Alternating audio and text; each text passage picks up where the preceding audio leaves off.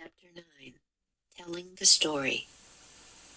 Finally, the hugging and crying and laughing died down. The villagers started walking back to their huts. Jack and Annie followed Boca, Kama, and their parents.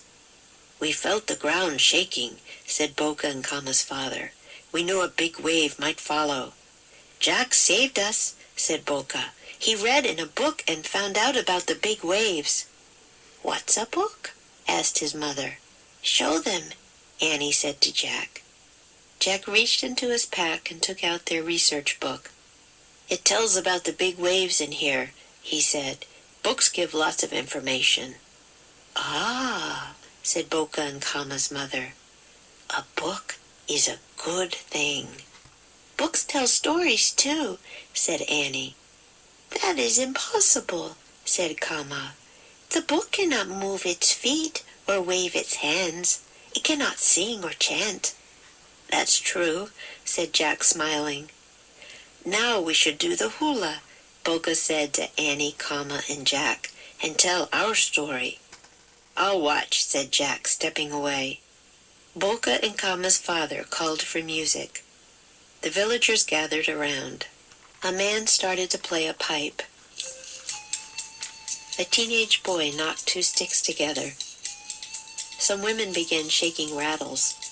Boca, Kama, and Annie waved their hands in time to the music. They stepped from side to side. They swayed their hips. Kama chanted about going out into the water. She, Boca, and Annie waved their hands to show how they paddled out to sea. Kama chanted about how Jack had warned them.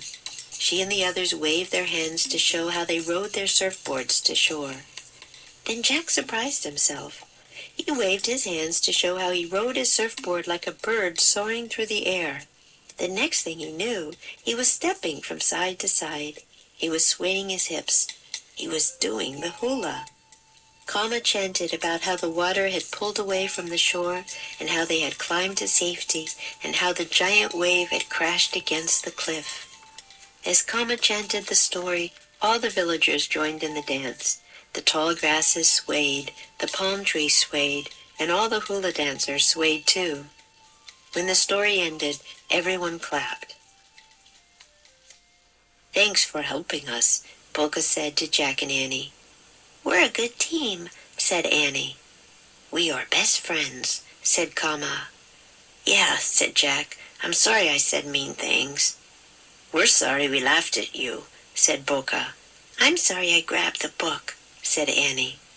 "Our mother says friendship is like riding the waves," said Kama. "Sometimes you ride low, gentle waves. Sometimes you ride high, rough ones." Annie gasped. She looked at Jack. She repeated Morgan's rhyme. "To find a special magic, build a special kind of ship that rides the waves both high and low on every kind of trip." "Friendship, that's the ship," said Jack. "And we built it," said Annie. She and Jack burst out laughing. Boca and Kama looked a little confused, but they laughed too.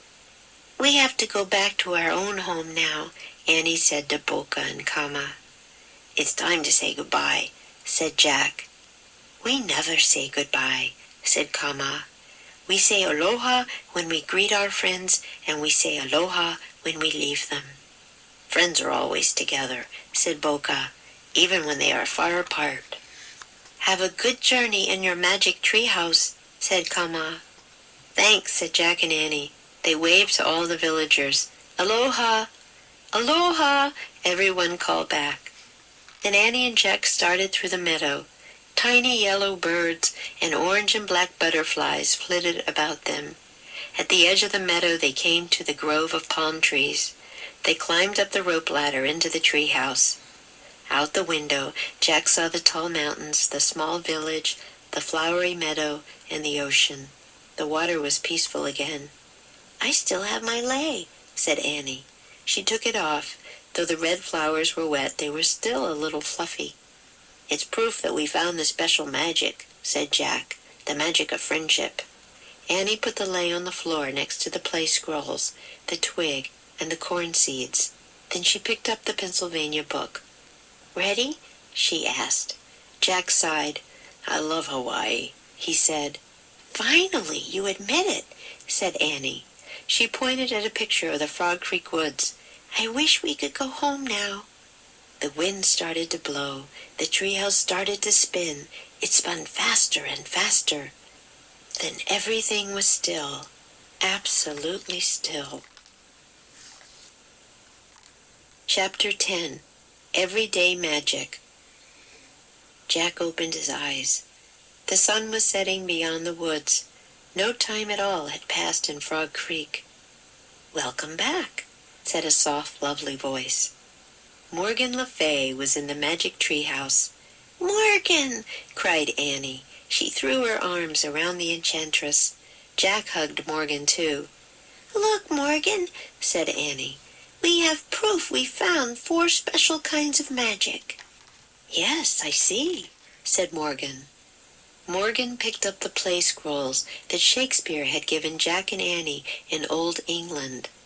You found the magic of theater, she said. Morgan picked up the twig from a mountain gorilla in the African cloud forest. And the magic of animals, she said. Morgan picked up the pouch of corn seeds from their trip to the first Thanksgiving. And the magic of community, she said. Finally, Morgan picked up the wreath of flowers from Kama and Boca. And you discovered the magic of friendship, she said. Morgan looked at Jack and Annie for a long moment. Listen carefully to what I'm about to tell you, she said. Yes? They both leaned forward. You are now magicians of everyday magic, said Morgan. You have learned to find the magic in things you encounter on Earth every day. There are many other forms of everyday magic. You never have to look far to find it. You only have to live your life to the fullest. Jack and Annie nodded. Someday, you may be called upon to use all your earthly skills and powers in the realm of fantasy, said Morgan. The realm of fantasy? Said Jack. Are we going back to Camelot? Before Morgan could answer, a shout came from the distance. Jack! Annie! Our dad's calling, said Annie. You must go home now, said Morgan gently. Rest and get ready to test your powers. Your most exciting challenges are yet to come. Goodbye, Morgan, said Annie and Jack. They hugged the enchantress. Then Jack took the Hawaii book out of his pack and gave it to Morgan. He put on his backpack and followed Annie down the ladder. When they stepped onto the ground, there was a great roar above them. Jack and Annie looked up. A swirl of sparkling light lit the top of the tree. Then the light was gone. The treehouse was gone. Morgan Le Fay was gone too. Jack and Annie didn't speak for a long moment. Then Jack broke the silence. Our most exciting challenges are yet to come, he said. What do you think Morgan meant by that? I don't know, said Annie. It sounds a little scary, said Jack. That's okay. We can handle it, said Annie. She smiled. Remember, we're magicians of everyday magic. Jack smiled. Yeah, he said, I guess we are. They walked out of the woods as the sun was setting. Down the street, their mom and dad were standing on their front porch. They waved at Jack and Annie. Jack felt a surge of happiness. There's another kind of everyday magic, he thought, the magic of family. In that moment, it seemed the best magic of all.